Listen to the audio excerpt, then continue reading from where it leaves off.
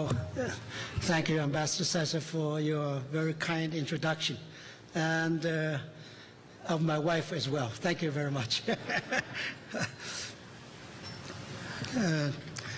Dr. Wang, Ambassador Sessa, I want to start by congratulating you on the 16th anniversary of the U.S.-China Policy Foundation. Since its founding in 1995, the foundation has been firmly committed to promoting closer China-U.S. relations. This year alone, the foundation has put together many events aimed at increasing mutual understanding and friendship between China and the United States, including hosting seminars and organizing congressional staffers' trips to China. Not long ago, the foundation resumed production of its television program, China Forum, an informative educational program to help the American people better understand the relationship between our two countries. I sincerely appreciate all these efforts.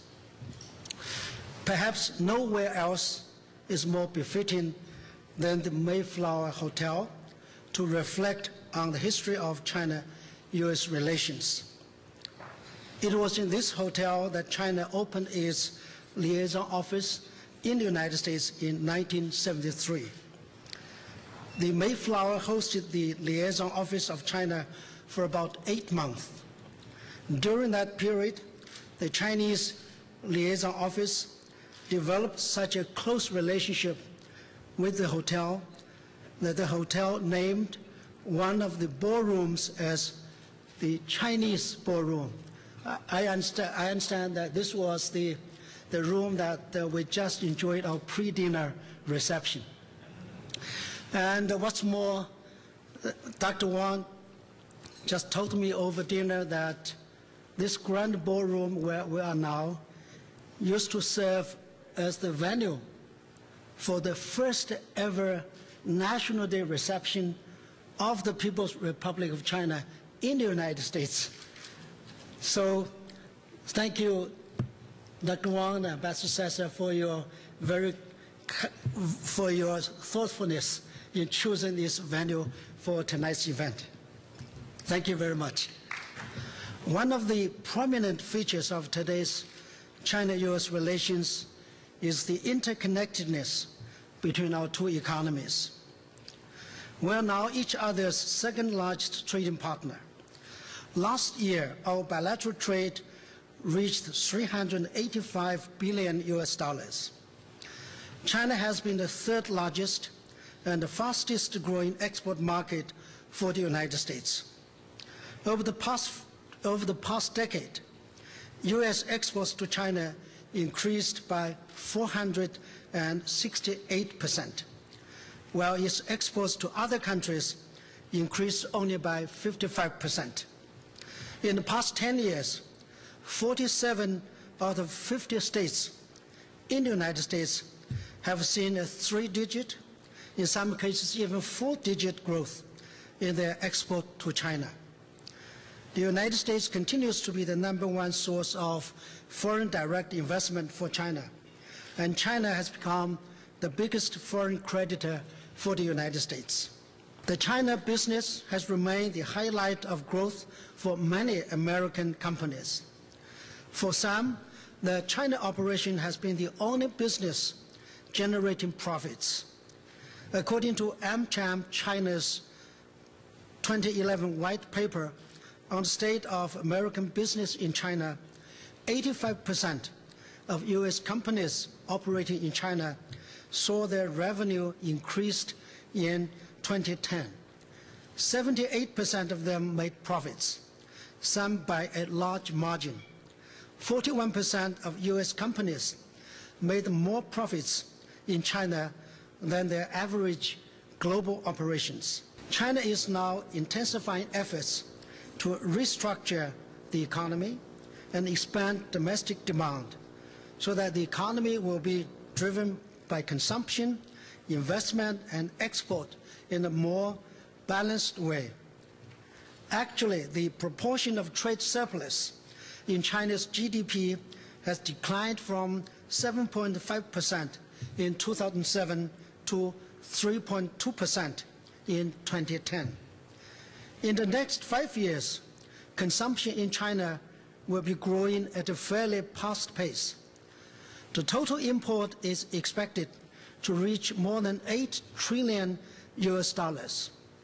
This will provide further opportunities to farmers, manufacturers, and workers in the United States and other parts of the world. We recognize that there is trade imbalance between China and the United States.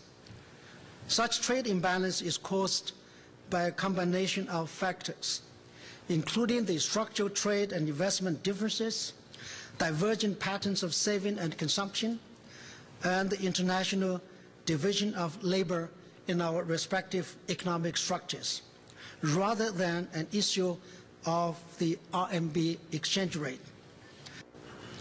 We do not believe that legislation is the appropriate mechanism by which to address the currency issue.